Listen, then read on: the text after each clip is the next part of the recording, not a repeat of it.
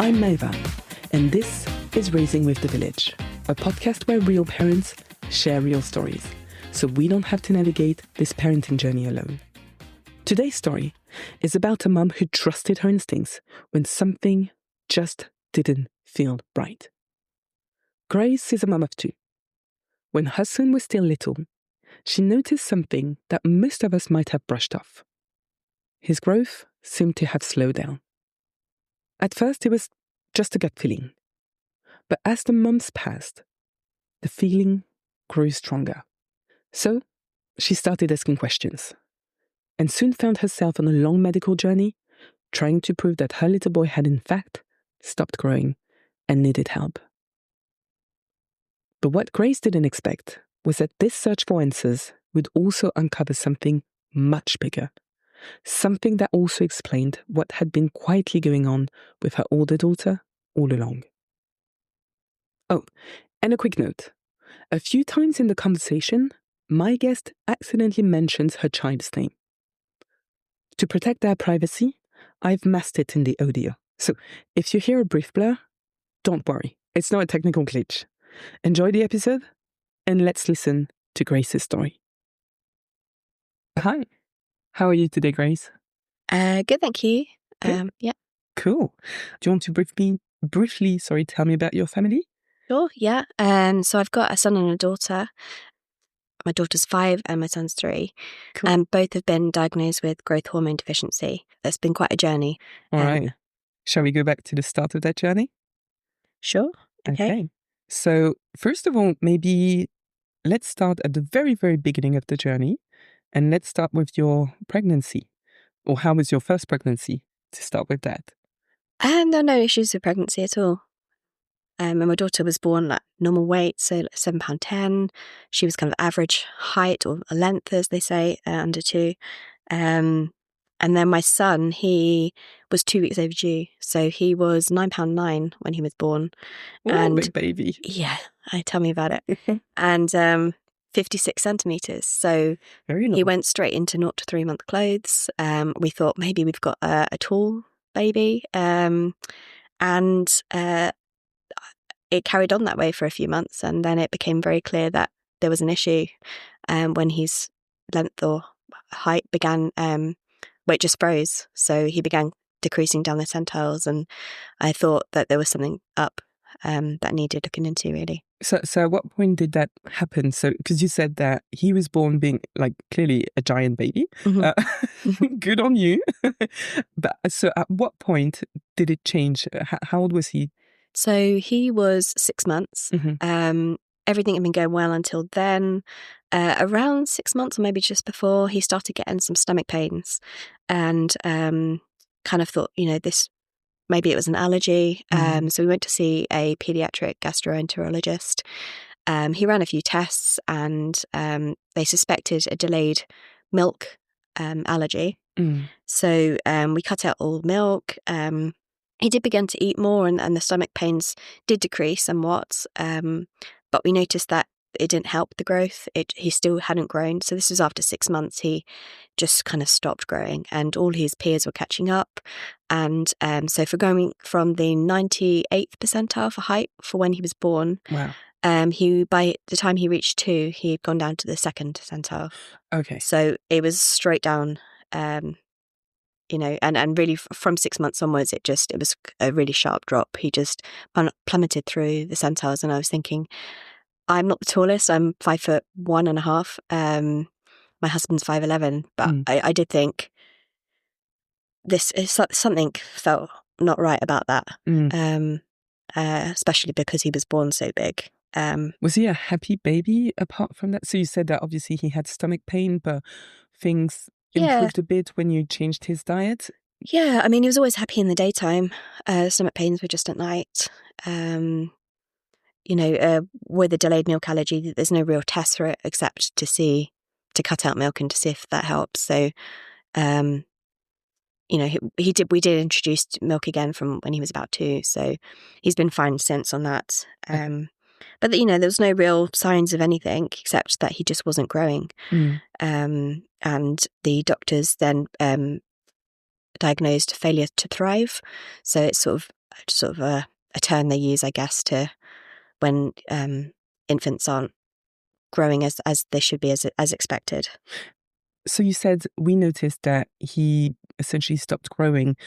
When you say we, is that you and your husband? Is that you and maybe your GP or your health visitor?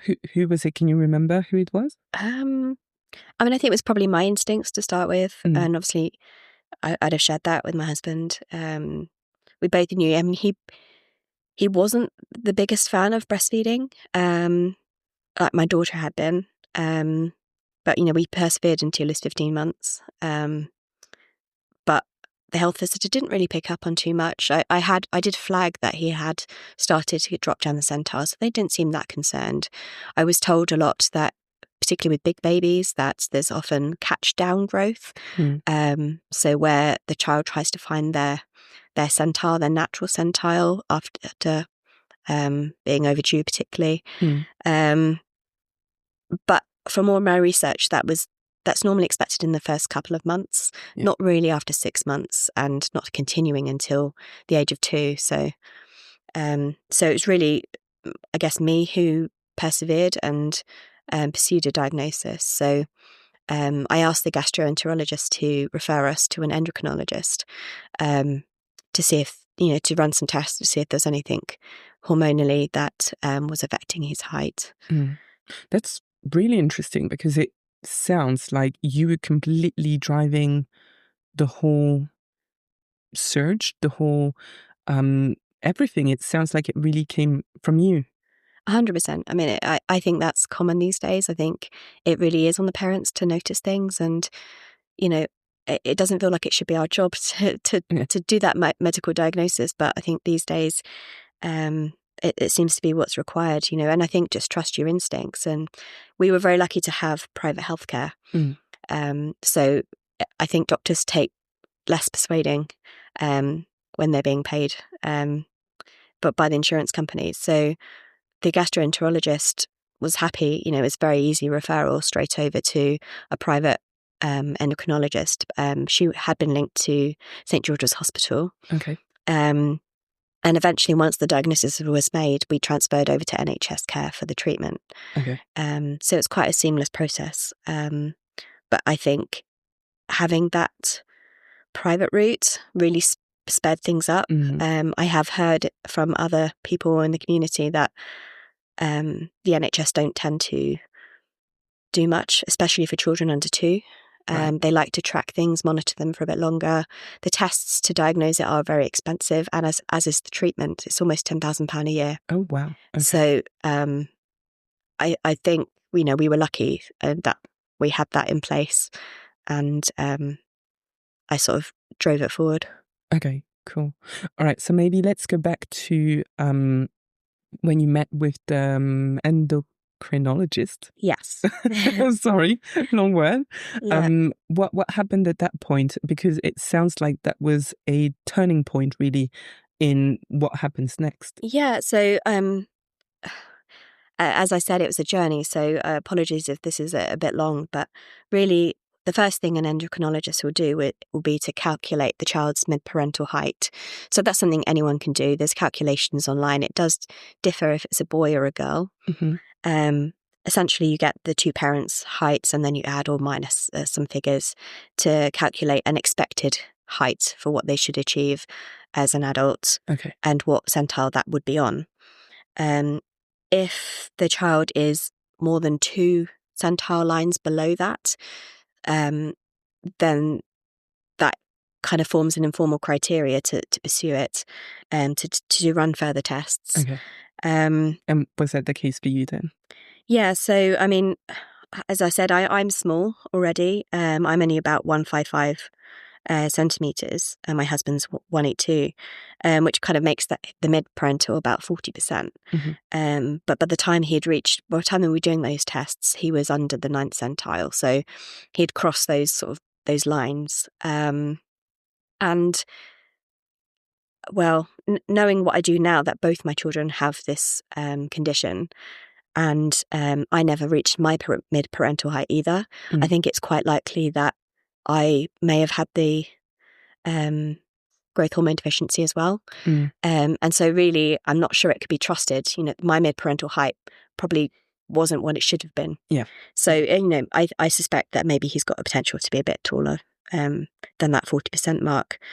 But after that's been calculated, the doctor will run some blood tests to check the IGF-1 levels. Now, that's an indicator of how well the body processes growth hormone. Okay. So it doesn't lead to a diagnosis. And in fact, both my children were on the low end of normal. Meaning that their body was most likely not react very well to hormones, or what? Yeah, I mean, so some children their IGF-1 levels are very low. Some children don't produce barely any of it. Okay. Mine were producing some, Okay. just not to the required level. Mm-hmm. So, I mean, there are much more severe cases where that I'm aware of where children from birth won't have grown much. Okay. And it can vary at different times. Some children grow fine until the age of 8 or so, and then plummet. It's different for each child. So it seemed to be about the 6-month mark. So growth hormone deficiency is obviously when your body isn't producing enough growth hormone, and that results in not just a lack of height, but also that hormone's used for building muscles, for your organs, your bone strength. And if it's not treated, it can increase the risk of heart disease.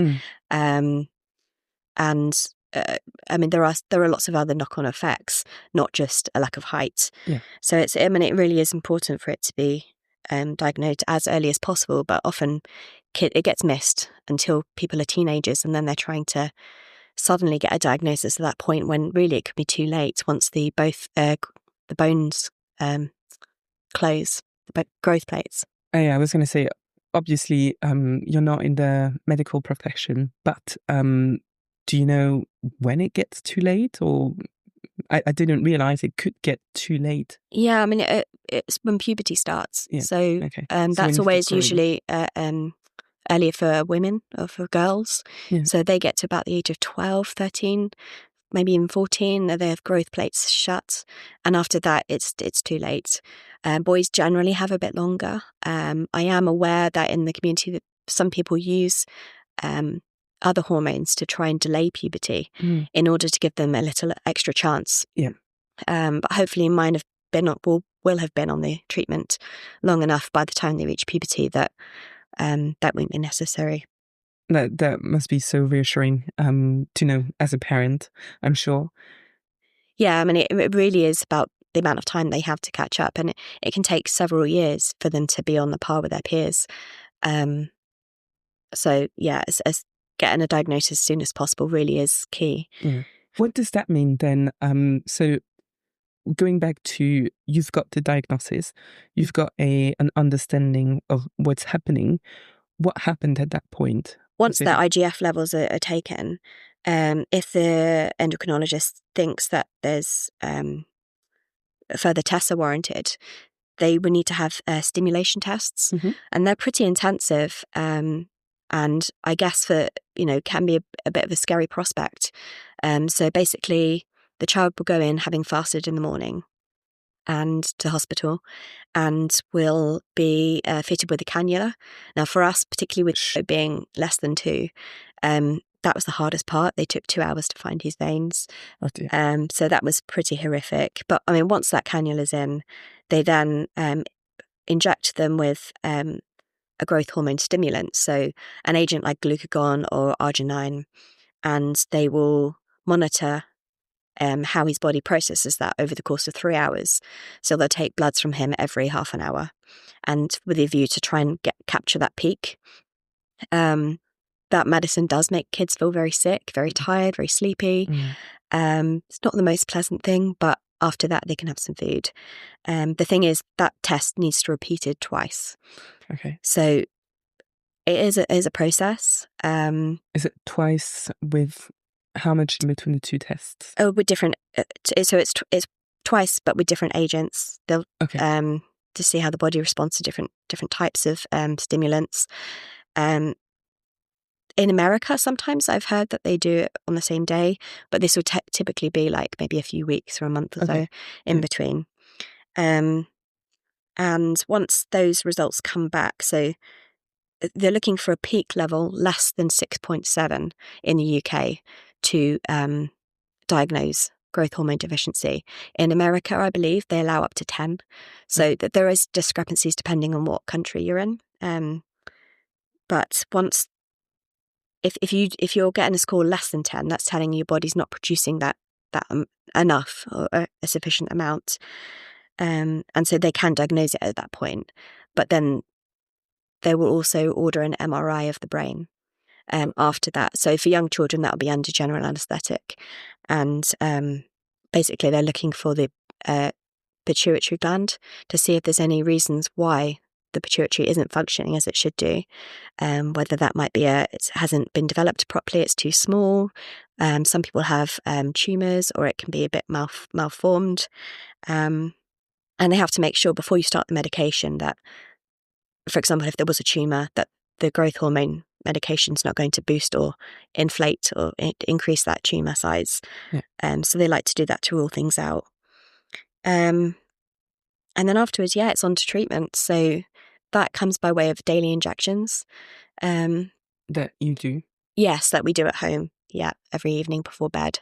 Okay. There is a weekly injection available for some children in a higher dose, but we haven't really explored that. Mm-hmm. And it's just become part of our life now. It does make travelling a bit more difficult. We've bought like an insulin cooler to take with us and that we have to plug in because the medicines have to be in the fridge at all times. So they can be out of maximum about an hour out of the fridge. They need to be between 2 and 8 degrees. So it's really key. It's something we have to factor in, I guess, with travel plans. Is it at a specific time of day? Does it have to be, say, always at 6 p.m. or can you slightly move it? No, they recommend just before bed because it's when your body would naturally produce growth hormone. Okay. So it's to give a boost at that point. So we just do it, after they brush their teeth. We'll just give the injections before you read a book for bed. How's that process at first? So they send a nurse around to train us on how to do it. It comes with a special type of pen that is quite easy to use. From the kids, I'd like to say they were used to it by now, but they're not. Been on it almost 9 months, and my daughter's been on there for 5 months. But there's still lots of screaming around bedtime. Sometimes we have to pin them down. Other times it's not so bad. The actual injection itself doesn't concern them too much. It's more the anticipation of it that causes them anxiety. I can imagine. And how long will they have to have those injections for? Yeah, so it can be either. They'll need to be on them until they finish puberty. Mm-hmm. So we've got quite a lot of years ahead of us.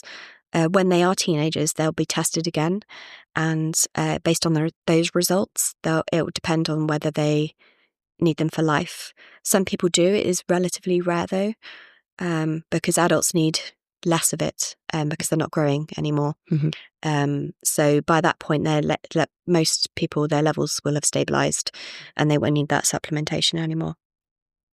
Well, let's hope that's what happens. You mentioned your daughter there. Is that a case of you were obviously, following through with the situation with your son, and at some point you thought, let me look at my other child? How did that happen? Yeah, so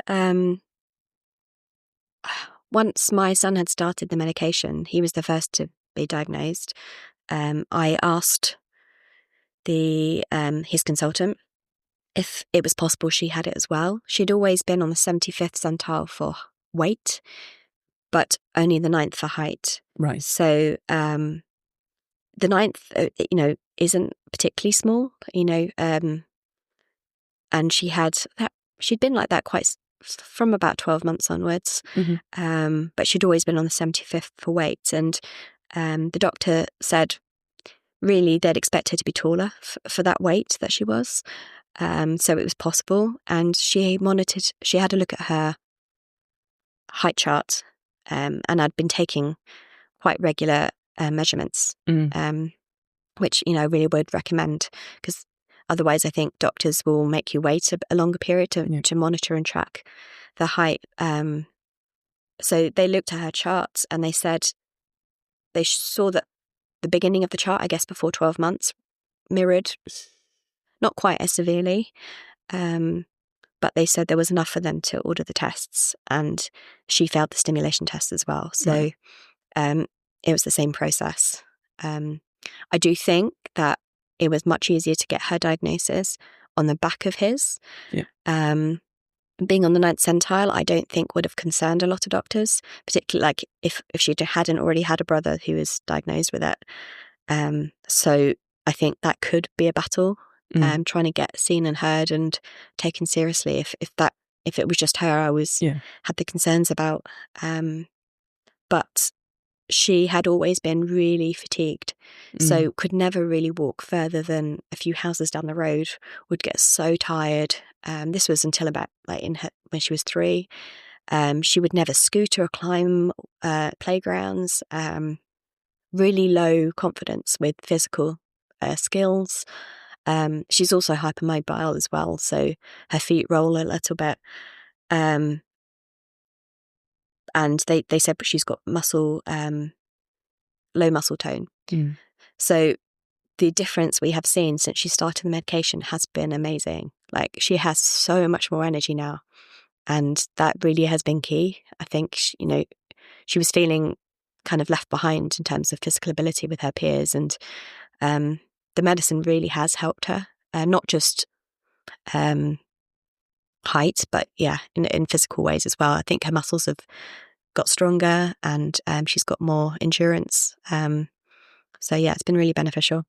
Somehow, your daughter is 2 years older than your son, but you spotted it for your son first. So potentially, you might have missed it if you had not first gone through it with your son. Otherwise, maybe you would have put it down to more personality traits rather than a physical condition or an actual reason behind it. Yeah, definitely. And as I said earlier, I think that's why it's often missed. And I think it was missed probably in my own background. I was always terrible at the sports and everything. Really weak, really low in exercise endurance. I was always the smallest of every class. My parents never realised I was that small until I started school and saw all my peers and were, but hold on a minute, and I was always the smallest. And, it's not necessarily the nicest at school in that environment, being the smallest all the time. So, I'm just like super happy that I guess that it's been picked up and it's not going to go missed. It's fantastic. And so we talked about it earlier a bit, but what does that mean today for your family then as a result? So now that both kids are on track, you've got the injections, you've got an idea about what's coming up. Do you think that they feel much better? They feel stronger? Yeah, I mean, all of that. They're stronger. They're happy and they're running around more. They're much more active. My son's grown about 10 centimetres this year. Well, not even a year, 9 months, I guess, which obviously he hadn't grown for years before that. So massive difference. My daughter's grown 8 centimetres in 5 months. So, she's finally going through the clothes. Everyone always says how her kids grow out their clothes quick, and mine never did. So, it's made a massive difference. And I mean, also, over the last year, we've been members of the Child Growth Foundation, and that charity has been great for raising awareness of the condition and just meeting up with other people who've also got the condition. And so the kids know that it's not just them, like it's not only them who's battling to do injections every day. Tell me more about the foundation. Do you have meetups? Are there other kids their age? What does that mean? Are there other parents that you can talk to? Yeah, so we just had a meetup recently this weekend. Generally 2 or 3 times a year. We've gone to different places around the country. They generally have an annual convention where families stay over and they have workshops. It's really kind of making the kids aware that it's not just them. It is a rare condition, so it's nice to meet other children who are in that position and to speak to the families. And and to watch the older kids and to know how they've got on and their progress. I was going to ask, yes, have you met families with kids that are either a bit older than your own children, or even kids that have gone out of the treatment now that said they are no longer doing injections, and I don't know, they've reached their size, adult size, I guess? So I haven't met anyone who's like come through at the other end yet. Okay. I have met lots of people who've got older teenage children, and they've spoken about how it just, becomes a way of life. And, obviously at some point they will just inject themselves. Perhaps my kids will inject each other as they grow up, something to bond over. But I mean, it's nice that my kids have got each other. It's not normally a congenital hereditary thing. Mhm. Only about 5% of cases are. So most of these kids don't have a sibling Okay. who've also got the condition. So I guess particularly for them, it's really nice to know that there are other children around. Yeah. Yeah. At the very beginning of the conversation, you mentioned that your son had some issues maybe with his diet. And I was wondering, in the end, was there any connection at all with that? No, I don't believe so. No. I think that was just coincidental, but I think it's one of the things you rule out really. If a child's declining in their height and their weight, you think, well, instantly maybe it can be some sort of food intolerance, something that they're not processing. Maybe their body's not absorbing the right nutrients. So I think it was just something they needed to do to rule it out. Having said that, I don't think our medical insurance would have covered the endocrinology tests had we not been referred through a gastro team first. Mm-hmm. So I think that was like an important loophole we managed to get around there unintentionally. But yeah, we're really grateful that it happened. Great. Fantastic. And so I guess now we've covered it all. What would you say if you were to meet the Grace from 5 years ago, from 3 years ago, I guess? What would you say to her? Or what would you say to maybe other parents out there that maybe are looking at their kids' growth chart and they're thinking, hang on, it looks a little bit flatter than what it should be? What would you say that they should pay attention to and look for?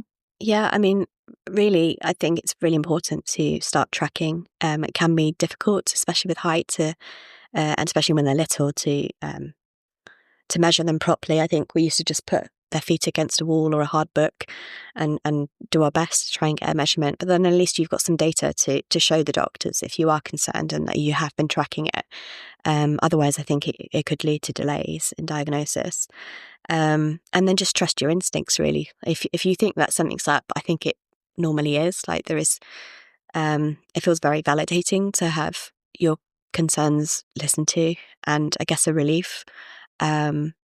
So yeah, I think it's worth just pursuing. It's a relatively rare condition, so I guess maybe a lot of doctors might not know about the ins and outs of it particularly.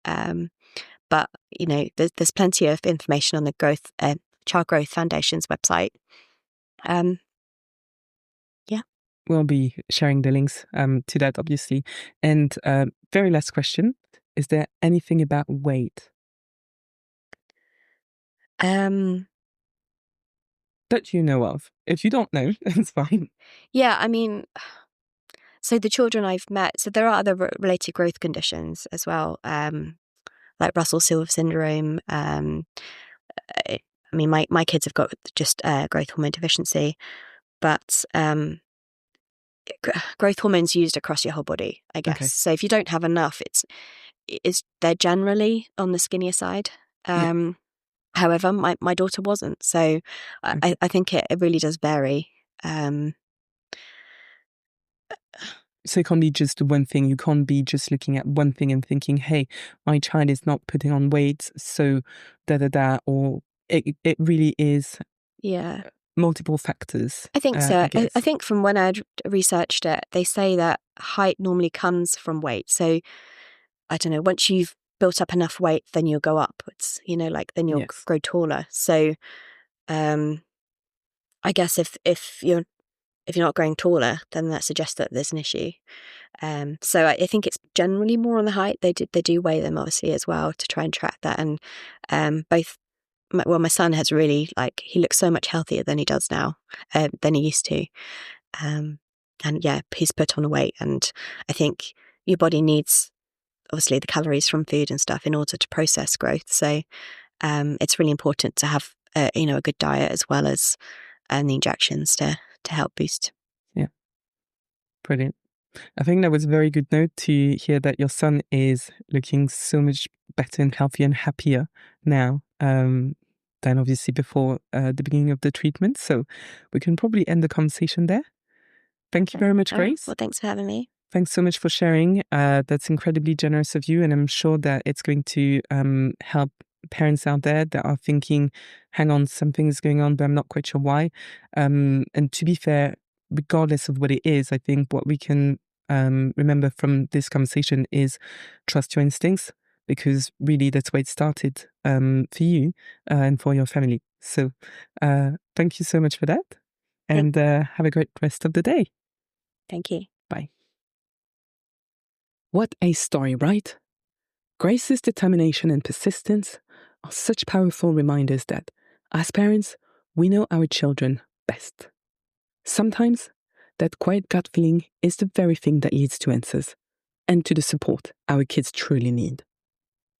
If you'd like to find out more about growth hormone deficiency, you'll find some helpful links and resources in the show notes.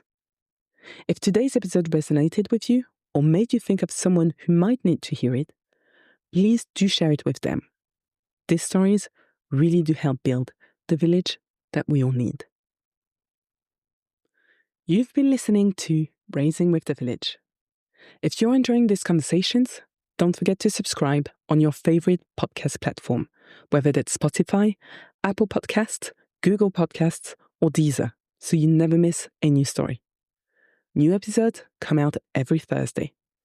You can also find us on Instagram at Raising with the Village, or on our website at raisingwith.co.uk, where you'll find more about the project and past episodes.